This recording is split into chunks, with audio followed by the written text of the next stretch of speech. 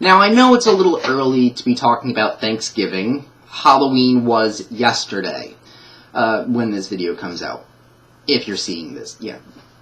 But I think it's pretty early enough to prep for Thanksgiving, to understand what you want to make for Thanksgiving dinner, and especially if you don't know how to cook Thanksgiving dinner, or any meal in that census.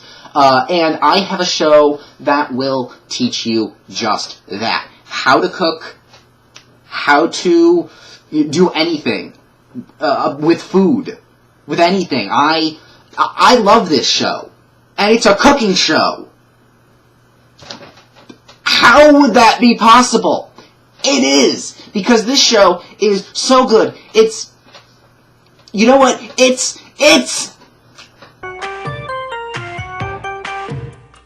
Goodies.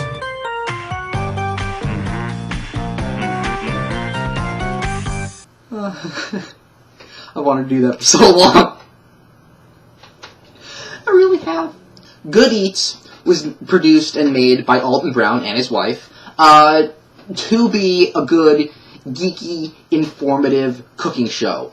Alton himself described this show as a mix of all three, Julia Childs, Mr. Wizard, and Monty Python. He wanted to create a show combining all three of those things, and he did. He even got an award that only Julia Child had gotten to the day of when he got the award. The show got the award. I can't remember what the award is, but only Julia Child and him have gotten this award, and that is, he set out to do the impossible of a cooking show, and he did it. To say I'm a fan of this show, a cooking show, is an understatement. I have seen every single episode of Good Eats. I have, even the specials. I've cooked a few things from the show. I've tried making pumpkin pie with an actual pumpkin. It turned out okay. And I also not just own one, not the second, but I own all three of the books. These are fantastic books. If you are a fan of the show, these heavy, heavy books are probably the best things you can get. They update recipes. They talk about behind the scenes stuff. It's fantastic, and I love them. And to say me on a show about television to recommend books, yeah, get the books. So why is this show above and beyond other cooking shows? Well, it's the knowledge. The knowledge of why you do what you do, to the food you are making, to the cuts of how you cut things, how you prep things, the terminologies and stuff. And it's not all shoved down your throat. No, every single episode is different. Every single episode takes care of something, piece of hair.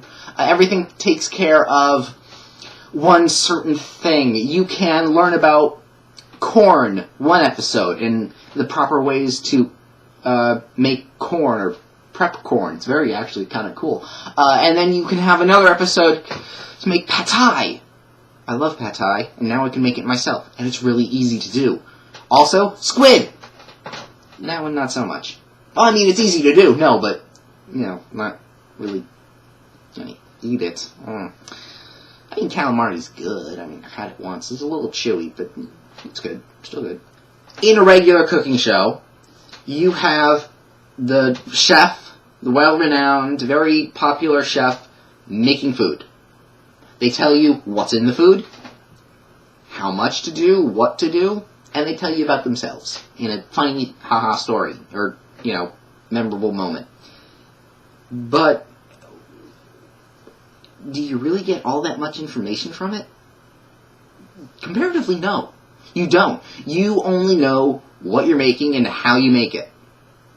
But, for my mind, I want to know why. Why are we doing this specific thing? Why does this ingredient go with this ingredient and not this ingredient goes with that?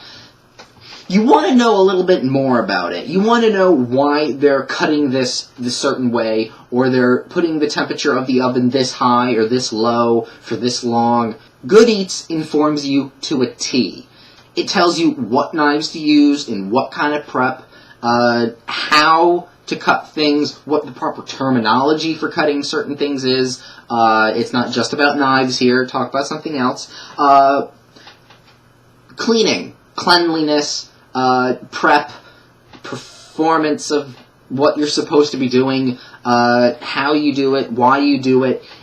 It is basically, do you want to know something about cooking? Well, here it is. And it does it in a way that mixes all of that with geeky, nerdy knowledge and know-how and references. It's just fantastic.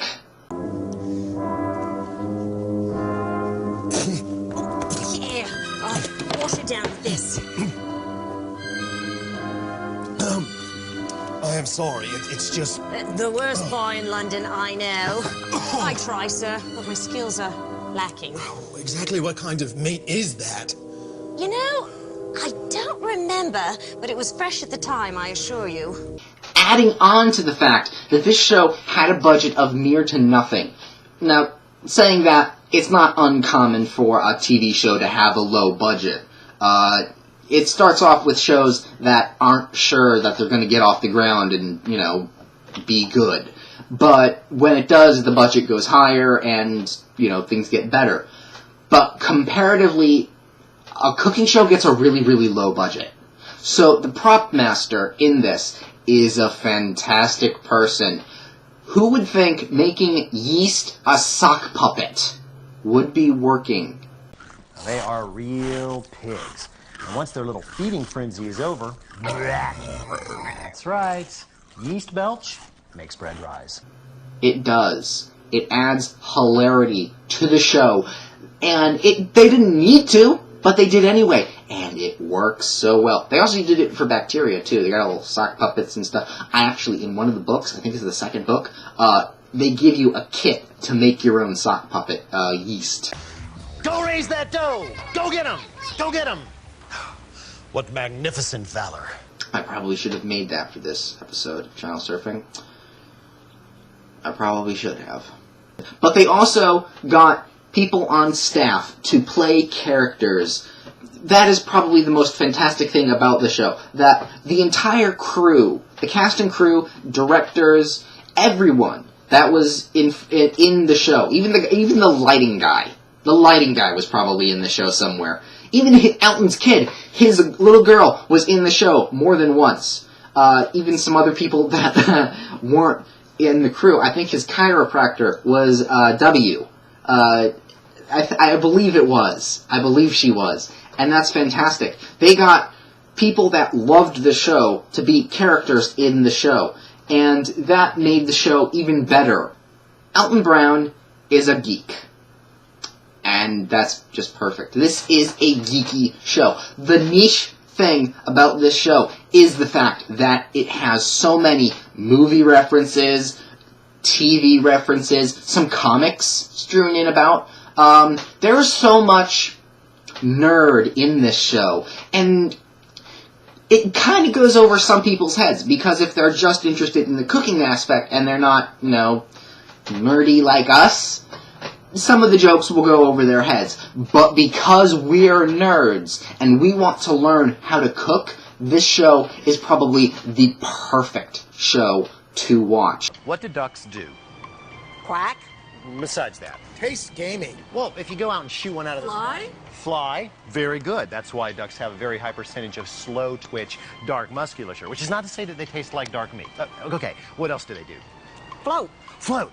What else floats? Apples? Empty beer cans? Very small rocks. Small rocks. This isn't going exactly where I thought. Now, I haven't sold this show for you yet. Here, let me give you a demonstration or an example of why you should watch the show. You are a new homeowner, bachelor, bachelorette. I'm guessing. I don't know. You could be also a 7 or 12-year-old kid watching this. Which, if you're into food this early, good for you. You're not obese. Or at least help you not become obese. But you are a new homeowner, you're single, your parents want to come over for dinner, see the new place. You don't know how to cook. You really don't know how to cook. You've helped your parents in that house, maybe when you were a kid, cooking, chopping up some vegetables and, stirring the pot, but you really don't know what to do. This show would be perfect for you. You would learn how to do a recipe. You click an episode, you watch that episode, you learn how to do a recipe, and that's what you make for dinner. It's the simplest thing to do, and that's probably the best reference I can give you. You would benefit so much from this show, and I think that you would love it. As a nerd, there are pretty much no cooking shows for us. Except this one. At least, I think there aren't. I know there are, some competitive cooking shows that are pretty good. Iron Chef. It's fantastic. It's a fantastically stressful show to watch. But that's another show.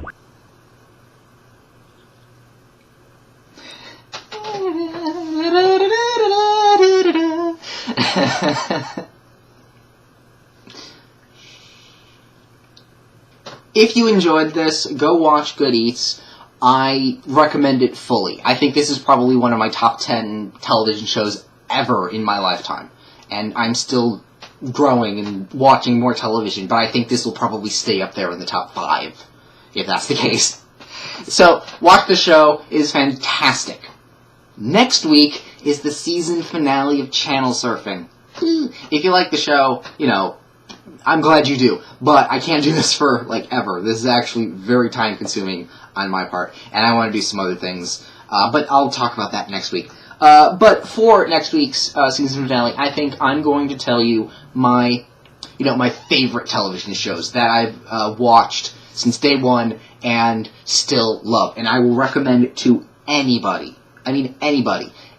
Even if they have no interest in the show, I will say, watch this show. But I don't want to watch the show! Okay.